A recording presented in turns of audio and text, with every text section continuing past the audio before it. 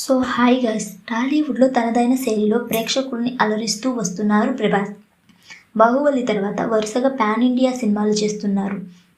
16 రోజుల్లో ఈ చిత్రం ఎంత వసూళ్లను రాబట్టిందో తెలుసుకోబోయే ఒక చిన్న రిక్వెస్ట్. మన ఛానల్లోని వీడియోస్ చూసి నచ్చితే సబ్స్క్రైబ్ చేసి లైక్ కొట్టి షేర్ చేయండి. ఈ చిత్రానికి ప్రపంచవ్యాప్తంగా 345 కోట్ల బిజినెస్ జరగగా 347 కోట్ల బ్రేక్ ఈవెన్ టార్గెట్తో ప్రేక్షకులకు ముందుకు వచ్చింది. సలార్ చిత్రం 16 రోజు తెలుగు కలెక్షన్లు 65 లక్షల షేర్ను 1.15 కోట్ల గ్రాసును వసూలు చేసింది. 16 రోజుల తెలుగు కలెక్షన్లు 148.40 కోట్ల షేర్ను 229.45 కోట్ల గ్రాసును వసూలు చేసింది. ఇక ప్రపంచవ్యాప్తంగా 326.28 కోట్ల షేర్ను 607.15 కోట్ల గ్రాసును వసూలు చేసింది.